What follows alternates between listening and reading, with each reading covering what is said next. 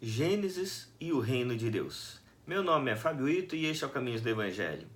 Continuando nosso estudo em Gênesis, hoje eu quero falar sobre quem escreveu, por que escreveu, para quem escreveu, o objetivo central da escrita desse autor. É interessante a gente entender porque quando a gente olha o contexto do momento da escrita, a gente percebe muito a aplicabilidade para os nossos dias. Quem escreveu esse texto de Gênesis foi Moisés. Moisés escreveu para um povo que estava escravizado no Egito.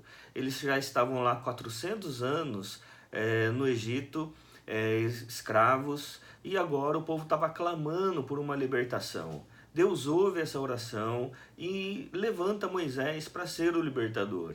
Isso está relatado no capítulo 3 de Êxodo.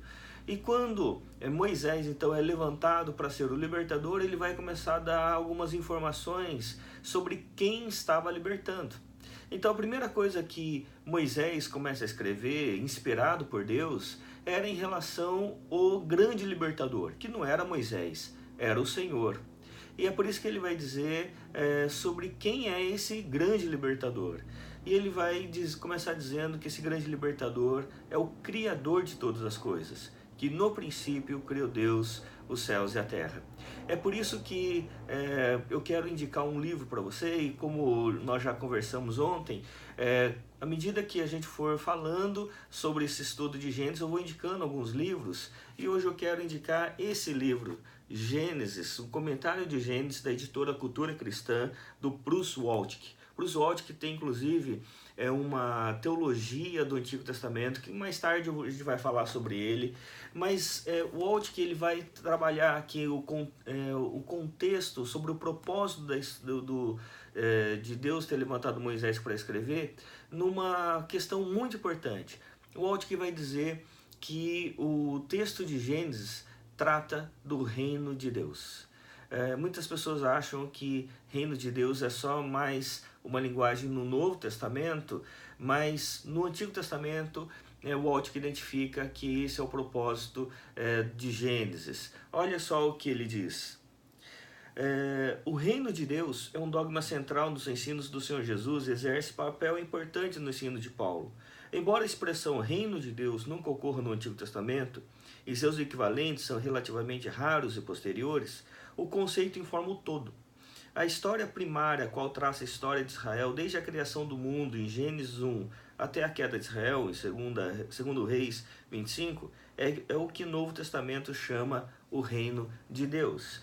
Então, muito interessante, isso está na página 48, muito interessante isso, porque Gênesis vai trabalhar sobre a questão do reino de Deus, que Deus reina, Deus reina sobre tudo e sobre todos. Ele é o Rei dos Reis, o Senhor dos Senhores. É por isso que Ele é o Criador, Ele é o Redentor e o Consumador de todas as coisas. É nele que nós colocamos a nossa confiança. É Ele que, à medida que nós oramos, como o povo estava orando, clamando lá por uma libertação, é Ele quem ouve. E a Bíblia lá em Êxodo 3:8 vai dizer que Deus desceu a fim de livrar o povo. E para isso Deus usa Moisés, que pela instrumentalidade dada por Deus, ele vai se tornar o escritor, o redator do Pentateuco e também o libertador do povo para sua época. Por isso, minha oração por mim e por você é que a gente possa entender que, à medida que a gente caminha no estudo de Gênesis, a gente percebe que o reino de Deus já chegou em Cristo Jesus. Que o grande libertador, que haverá de libertar o povo de Israel lá no Egito, conforme nós estudarmos aqui em Gênesis, também definitivamente vai nos libertar de toda a corrupção, nos libertar de todo o mal, à medida que nós cremos em Cristo Jesus e um dia tudo será consumado. Deus abençoe, em nome de Jesus. Amém.